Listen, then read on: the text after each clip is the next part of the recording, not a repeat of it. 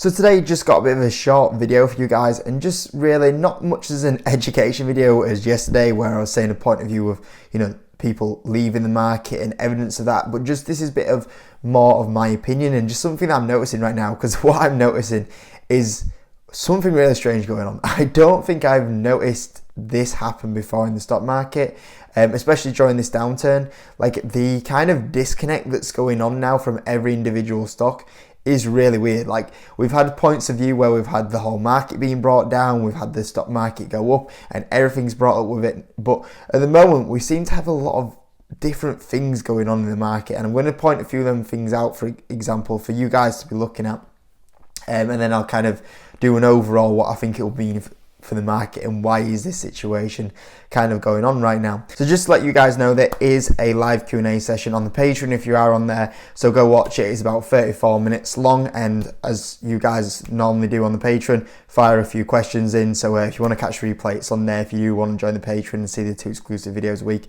link is in the description. But we'll get stuck onto today's topic about this massive disconnect that's going on really across the markets.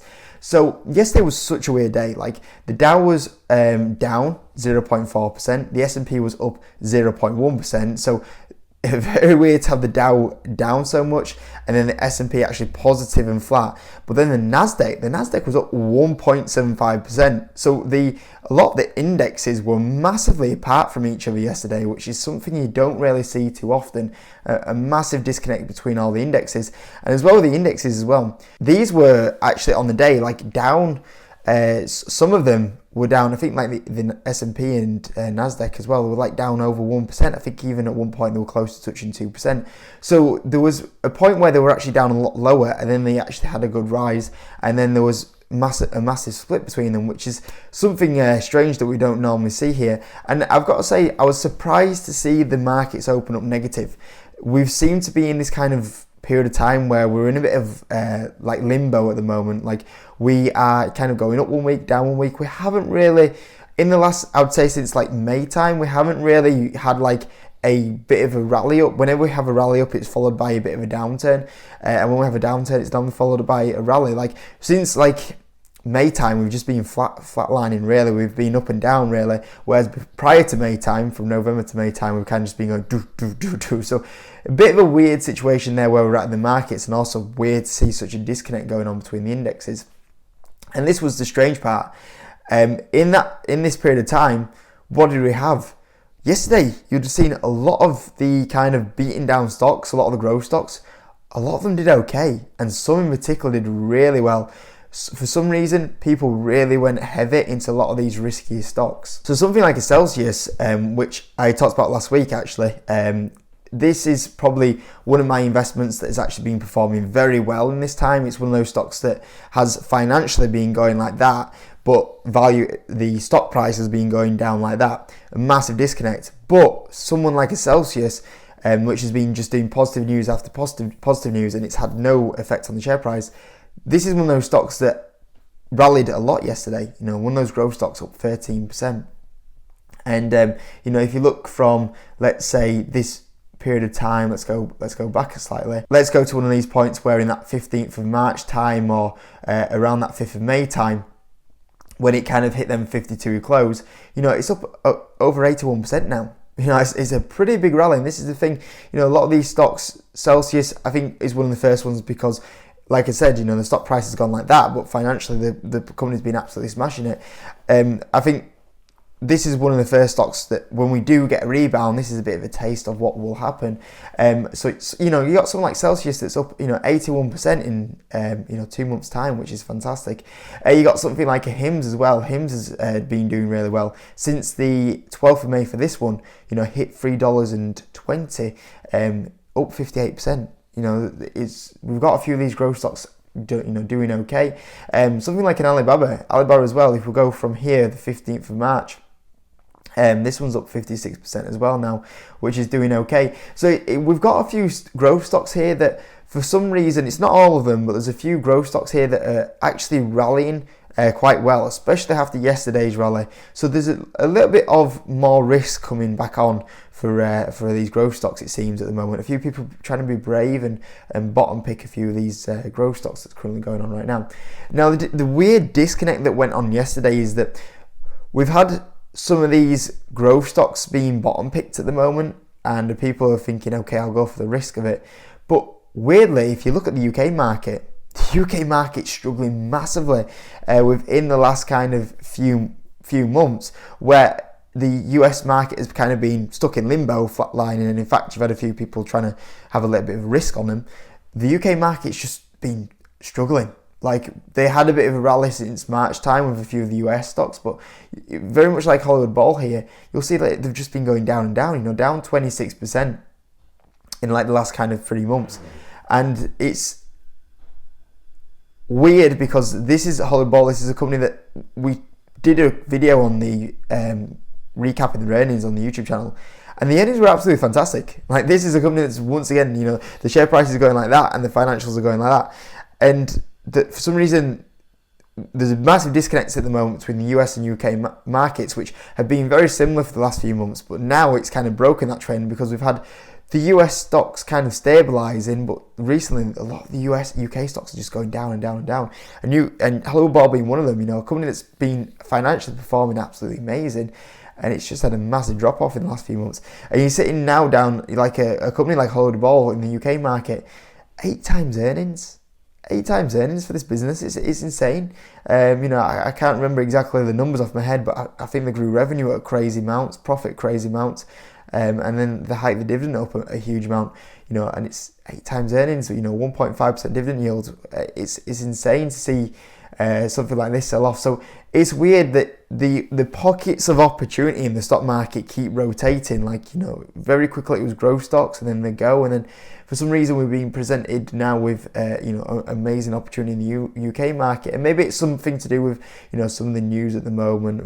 With it, particularly in the UK, we've got a lot of the strike issues that are going on and everything like that. So maybe that's causing the UK markets to be very much disconnected from the US markets. But now I've gone from being someone that's been saying the UK markets is, so the US markets has been a massive opportunity. And now you're looking at the UK markets and they're like, look over here, look what we're doing. And you've got it's not even this one. We were talking on this live stream last night, and the amount of people, the viewers and the Patreon members that were coming forward and saying have you seen Royal Mail? Royal Mail's at 5 times earnings. Don't get me wrong, it's never going to be a company that trades at crazy valuations, but 5 times earnings, and it's paying a 6% dividend yield. And it's you got B&M, B&M's something like an 8 as well, and that's paying a 4% dividend yield or something. It's just insane. It's insane, these opportunities that just pop up out of nowhere, and then all of a sudden you got some of the stocks randomly running up right now. It's a really weird disconnected market that's going on right now. And what does it all mean? Well, I think that at the moment we've kind of come to this awkward time. It was the same last month. We came to this awkward time, which was a week prior to the inflation data. So we're going to get the new inflation data out very soon on the 13th, and that will be the inflation data for June. And what we had in May is, on that last week, we had a few people trying to maybe just buy them stocks up, take the risk that the inflation data is good.